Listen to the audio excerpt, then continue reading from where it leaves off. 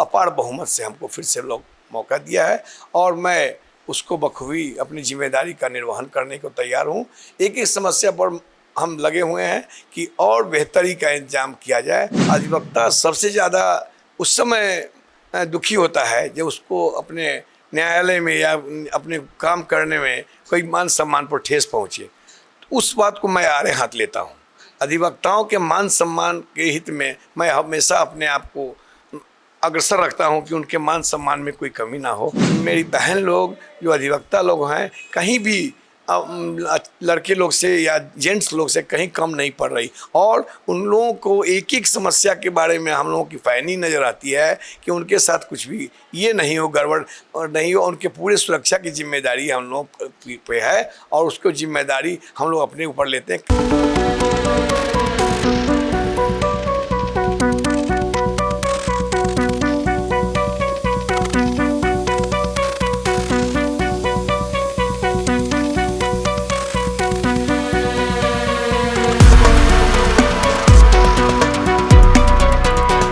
नमस्कार, मैं निशा श्री आप तमाम दर्शकों का स्वागत करती हूं। आप देख रहे हैं फर्स्ट लुक बिहार, जहां हम देखते हैं खबरें जो जानना ज़रूरी है। और आज हम आपके सामने लेकर आए हैं हमारे एक खास मेहमान जो कि लगातार दूसरी बार बार एसोसिएशन का जो चुनाव हुआ है उसमें वो जीते हैं और अध्यक्ष बने हैं। हमारे साथ हैं रामकृष्ण ठाकुर जी। रामकृष्ण ठाकुर, राम बाबू ठाकुर जी। राम बाबू ठाकुर जी। आपका बहुत बहुत स्वागत है हमारे कार्यक्रम में। और जैसा कि हम सभी जानते हैं कि हर चीज़ की एक व्यवस्था, जब भी सामाजिक व्यवस्था शुरू हुई तब कानून की ज़रूरत पड़ी और कानून को व्यवस्थित करने के लिए बार काउंसिल की ज़रूरत पड़ी और यही इसका पूरा कार्यभार संभालता है कि किस तरह से एडवोकेट्स उसमें काम करें। तो सबसे पहले तो हम आपसे यही जानना चाहेंगे कि आप लगातार दूसरी बार जीते। एक बार जीतना भी कितना चुनौतीपूर्ण होता है ये हमने कुछ वेब सीरीज़ के ज़रिए देखा है। आपने दूसरी बार जीता, कितना और आपकी ये जीत बड़ी ज़बरदस्त जीत रही। आपने 3 गुने वोट से ये इलेक्शन जीता है। तो आपके पहले इलेक्शन और अभी के इलेक्शन में और वो जो पूरी आपकी जर्नी रही इसके बारे में अगर आप थोड़ा जानकारी दें। सबसे पहले मैं फर्स्ट लुक बिहार को धन्यवाद देता हूं कि अपने ये कैमरे में मुझे अपना जगह दे रहे हैं, अपने स्टूडियो में अपना जगह दे रहे हैं और ख़ास करके हमारे जो इंटरव्यूअर हैं निशा जी, उनको मैं स्पेशली हार्टली अपना शुक्रिया अदा करता हूं। और मेरा जो पहला था चुनाव उसमें मैं बहुत सारा स्ट्रगल किया, बहुत मेहनत किया और लोगों से मैन टू मैन विजिट किया, मैन टू मैन उन लोगों की समस्याओं को सुना और अपने 2 साल 4 महीने का मेरा टेन्योर था। 4 महीने थोड़ा एक्सटेंड हुआ था, मतलब नहीं चुनाव हो पाया तो इसलिए 4 महीने ज़्यादा हुआ। ऐसे 2 साल का टेन्योर होता है। उसमें मैं अपने आप को अध्यक्ष नहीं समझता था, मैं अपने आप को अधिवक्ताओं का सेवक समझता था और डीबीए में सेवा भाव से मैंने काम किया है और उसका नतीजा है कि मैं एक एक मेंबर को अपने डीबीए के एक एक मेंबर का पहचानता हूं और एक एक मेंबर्स का एड्रेस जानता हूं, उनका घर जानता हूं, उनका टेलीफोन नंबर में मेरा रोज़ टू रोज़ मैसेज से उनका कांटेक्ट होता है। पहला मैसेज डीबीए के हर मेंबर को रामकृष्ण ठाकुर, राम बाबू ठाकुर का जाता है और उससे काफ़ी लोग अप्रिसिएट करता है कि कहता है भैया बहुत अच्छा मैसेज आपका आता है, जिससे हम लोगों को मार्गदर्शन भी कुछ जीवन में जो साधुवाद का जो है वो मिलता रहता है। और डीबीए का हर समस्या का में हम पैनी नज़र रखते हुए हम लोग कुछ काम किए। पिछली बार मेरी कमेटी की है, उसका ये रिजल्टेंट है कि ये दूसरी बार हम लोग को अपार बहुमत से हमको फिर से लोग मौका दिया है और मैं उसको बखूबी अपनी जिम्मेदारी का निर्वहन करने को तैयार हूँ।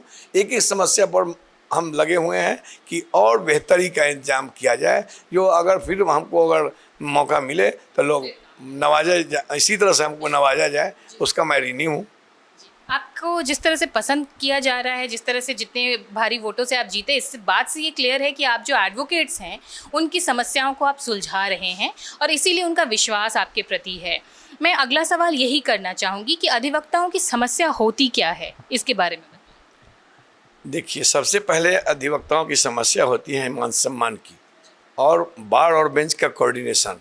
अधिवक्ता सबसे ज़्यादा उस समय दुखी होता है जब उसको अपने न्यायालय में या अपने काम करने में कोई मान सम्मान पर ठेस पहुँचे। तो उस बात को मैं आड़े हाथ लेता हूँ। अधिवक्ताओं के मान सम्मान के हित में मैं हमेशा अपने आप को अग्रसर रखता हूं कि उनके मान सम्मान में कोई कमी ना हो, और मुझे जो भी इसके लिए बीच बिचाव का काम करना पड़ता है अधिवक्ताओं के मान सम्मान के हित में करता हूँ और करूँगा, और मुझे सफलता भी मिलती है। वो मैं अपने आप को इसके लिए बहुत शाबाशी नहीं बताता हूँ, लेकिन वो लोग उसका रिटर्न है कि फिर से हमको बहुत ज़्यादा लाख विरोध के बारे में मेरे दुष्प्रचार भी हो रहा था कुछ, लेकिन उसके बावजूद भी खास करके यंगर्स लॉयर्स अगर मेरा कोई इंटरव्यू सुना है या मेरा काम करने का तौर तरीका देखा है, या उन बच्चों को जो न्यूली कमर्स है 1 to 10 ईयर्स का, उसको जो मान सम्मान और पहचान मैंने दिया है, उसी का ही रिजल्ट है कि भारी संख्या में युवा लोग हमारे साथ जुड़े हुए हैं, और सीनियर्स लोग तो हमारे गुरु हैं, और बहुत हमको उनका सानिध्य मिलता रहता है, रोज़ रोज़ उनके से सीखने का मौका मिलता है। वो लोग बहुत प्यार करते हैं, हमको बहुत आशीर्वाद देता है। ये तो बात हुई अधिवक्ताओं की सुरक्षा सम्मान की, लेकिन सम्मान के साथ साथ एक जो महत्वपूर्ण बिंदु आता है उनकी सुरक्षा को लेकर, उनकी सुरक्षाओं के लेकर भी जैसे हमने कुछ बातें पता की है कि आपने काफ़ी सारे अभियान, काफ़ी सारी योजनाएं चलाई हैं, तो उन सुरक्षाओं से जुड़ी हुई बातों के बारे में भी हमें बताइए। अधिवक्ताओं के मान सम्मान और सुरक्षा के बारे में राम बाबू ठाकुर का पहला कदम रहता है। कभी अगर किसी अधिवक्ता को समस्या हो, 2-3 बार मेरे टेन्योर में बहुत बड़ा समस्या आया, और बहुत एमिकेबली मेरा एसोसिएशन, मेरा पूरा डीबीए का एक लोग हमको मेरे कमेटी के फैसले को समर्थन किया, और हम लोगों की जीत हुई। जैसे एक पंकज महंत जी हैं एडवोकेट, उनका एक मामला हुआ था कोर्ट में, पिछले टेन्योर हमारे, उन एक रिवॉल्वर लेके जाने और नहीं जाने का कोर्ट में उनको जेल भी भेज दिया गया जुडिशियरी से, लेकिन उन एकजुटता दिखाकर पूरा डीबीए के एक मेंबर 6 दिन का बायकॉट किया, वर्क एब्सटेन फ्रॉम कोर्ट किया, और एकजुटता दिखाने का ये मतलब हुआ कि उनको बेल मिला। मेरा यही कंडीशन था कि उनको बेल मिले तो मैं और अपना वर्क फ्रॉम जो एब्सटेन फ्रॉम वर्क है उसको कॉल्ड अप कर दें। बेल मिला, और कल होके हम लोग काम करना शुरू कर दिए, और उसमें हम लोग अपनी डीबीए के सभी तमाम भाइयों को, सीनियर्स को, मेरे कलीग्स को मैं अपने तहे दिल से धन्यवाद देता हूँ किया कि डीबीए अगर इसी यूनिटी दिखाए और दिखाता है, अगर किसी मामला को अधिवक्ता पर अगर कोई मामला आता है तो उसको हम लोग एसोसिएशन बहुत गंभीरता से लेता है, और परिणाम भी मेरे पक्ष में होता है, हम लोगों के पक्ष में होता है। ये तो बात हो गई कि अधिवक्ताओं के बीच जो यूनिटी होती है और एक भाव रहता है कि नहीं, हमें किसी के साथ गलत होने से उसको बचाए रखना है, ये उनकी यूनिटी से वो बचा पाते हैं खुद को। एक बात जो अधिवक्ताओं के बारे में कही जाती है कि अधिवक्ताओं का जो फील्ड है ये बहुत ही चैलेंजिंग है। कोई भी ऐसे ही नौसिखिया अचानक से आकर के यहाँ पे काम करने लगे, ये बहुत ही काल्पनिक कहानी जैसी लगती है। इसमें कहते हैं कि बहुत ही जूझना पड़ता है। जिस तरह से कलाकार का क्षेत्र जो है वो बहुत ही मुश्किल क्षेत्र है, वैसे ये भी एक मुश्किल क्षेत्र है। इसमें धीरे धीरे परिपक्वता आती है। तो जो न्यू कमर्स हैं, जैसे इसमें कहते हैं कि जो जनरेशन है, 2nd generation 3rd generation advocates जो हैं वो जा करके थोड़ा अपनी पैठ बना पाते हैं, तो जो 1st जनरेशन एडवोकेट्स हैं उनको आप क्या सलाह देंगे?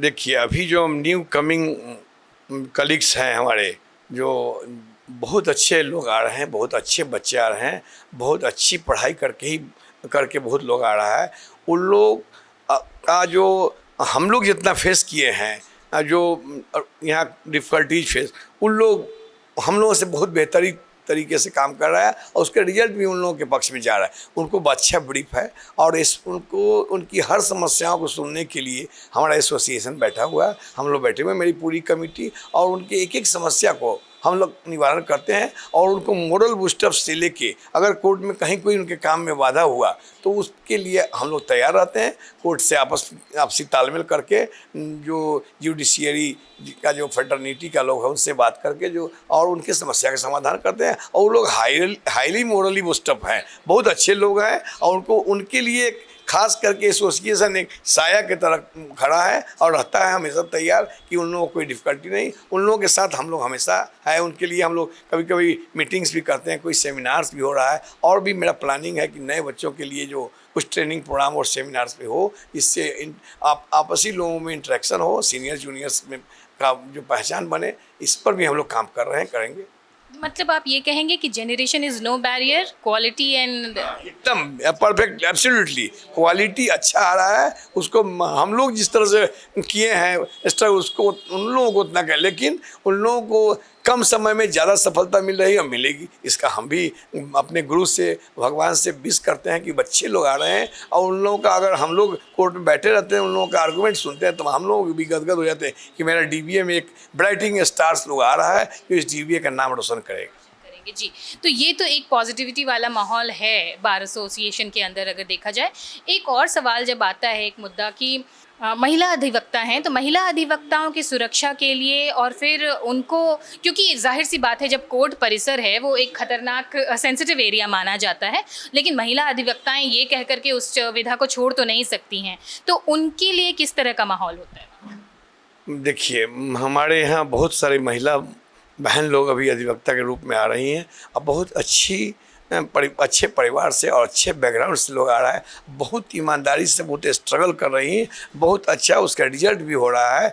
मेरी बहन लोग जो अधिवक्ता लोग हैं, कहीं भी लड़के लोग से या जेंट्स लोग से कहीं कम नहीं पड़ रही, और उन लोगों को एक एक समस्या के बारे में हम लोगों की फ़ैनी नज़र आती है कि उनके साथ कुछ भी ये नहीं हो, गड़बड़ और नहीं हो। उनके पूरे सुरक्षा की जिम्मेदारी हम लोग पे है, और उसको जिम्मेदारी हम लोग अपने ऊपर लेते हैं। कहीं कोई समस्या होता है तो एसोसिएशन पूरे तो अपने हाथ संज्ञान लेता है और उस समस्या का समाधान करता है, और उनकी सुरक्षा की जिम्मेदारी हम लोगों की है, और उस जिम्मेदारी का मैं निर्वहन करता रहता हूँ, करूँगा। अभी फिलहाल आपके एसोसिएशन में क्या चुनौतियां हैं? मतलब जो बेसिक नेसेसिटी होती है, सिटिंग अरेंजमेंट को लेके, सैनिटेशन को लेके, पानी पीने की सुविधा को लेके, ये बिल्कुल मामूली चीज़ें हैं इनके। देखिए, बहुत सारा प्रॉब्लम्स पर हम लोग बहुत सारा काम किए हैं। सिटिंग अरेंजमेंट को भी बढ़ाया गया है, बहुत सारा चेम्बर्स बनाया गया है, बहुत सारे जो कमर्शियल शॉप्स है उस सब बनाया गया है।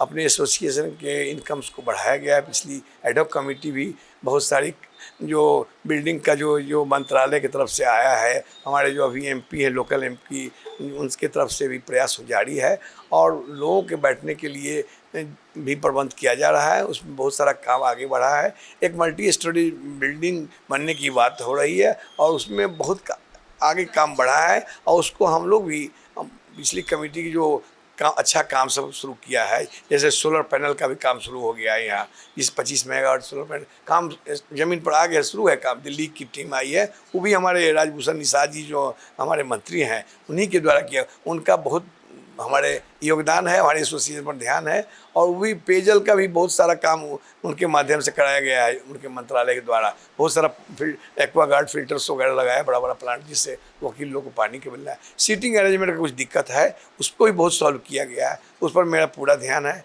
एडवोकेट्स एक हॉल बनने का भी बात चल रहा है, उसके लिए ज़मीन भी चिन्हित कर लिया गया है। 80 लाख रुपया सेंट्रल गवर्नमेंट और स्टेट गवर्नमेंट द्वारा आया है, उस पर लगभग 250 आदमी के बैठने का, 300 आदमी बैठने का इंतजाम हो रहा है। वो भी काम अग्रसर हो रहा है, कमियां हैं उसको पूरा किया जा रहा है जी। इसके बाद एक चुनौती आती है, एडवोकेट्स, अधिवक्ता जो हैं वो हम सबकी समस्या सुलझाते हैं, लेकिन अगर एडवोकेट्स कभी किसी तरह, जो कि अक्सर होता है, अक्सर देखा जाता है कि वो अगर किसी लफड़े में फंस जाएं, किसी केस में फंस जाएं, तो फिर उनके लिए क्या किया? मेरे सामने में, मेरे कमेटी के सामने बहुत सारा मामला ऐसा आया है जो जाने अनजाने में अधिवक्ता लोग उस कुछ मामले में उलझ गया है, तो उसको बहुत एमिकेबली बार और बेंच मिल के सॉल्व किया है, और उसमें हमारा बेंच भी बहुत कोऑपरेटिव है, और किया भी है सॉल्व। पिछले जज साहब जो थे हमारे सम्माननीय मनोज कुमार सिंह जी, उनके सामने भी बहुत सारा समस्या आया हम लोगों को,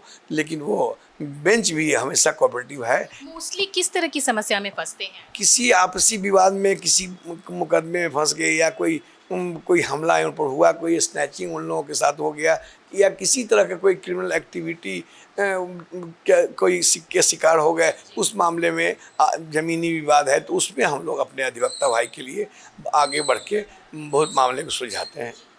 एक थोड़ा गंभीर सवाल आपसे पूछना चाहूँगी। जैसा हमने कुछ सालों में देखा कि कुछ चीफ जस्टिस की जान पे खतरा आ गया था। जब जस्टिस की जान पे खतरा आ जाए तो एडवोकेट्स की क्या ही हम बात कह सकते हैं, ये एक दुखद घटना होती है। लेकिन इन परिस्थितियों में अगर किसी की जान चली जाए, किसी का एक्सीडेंट हो जाए, जो कि अवांछनीय घटनाएं हैं, तो ऐसी परिस्थितियों को जूझने के लिए क्या तैयार है? एकदम मेरा बार तैयार है और मेरा बार हमेशा करता रहता है। मेरे यहाँ बहुत सारा स्कीम्स चलाया जाता है जो DBA से चलाया जाता है, जैसे मेडिकल हेल्प का है, किसी अधिवक्ता का कोई एक्सीडेंट होता है या कोई ट्रबल में आता है, कोई बीमार हो गया, उन लोगों के लिए स्पेशल फंड हम लोग मेडिक्लेम की बात करें। हाँ, उसने पहले हम लोग उनको इंश्योरेंस। हाँ फैसिलिटी देते हैं, मेडिकल ट्रीटमेंट के लिए भी पैसा देते हैं। और पिछली बार मेरी कमेटी द्वारा ग्रुप इंश्योरेंस कराया गया था, जिसमें 1875 अधिवक्ताओं ने अपना सिग्नेचर किया, इनरोलमेंट लिखा और उसको गवर्नमेंट के नेशनल इंश्योरेंस कंपनीज के माध्यम से उन लोगों के लाइफ सिक्योरिटी का इंश्योरेंस कराया गया था।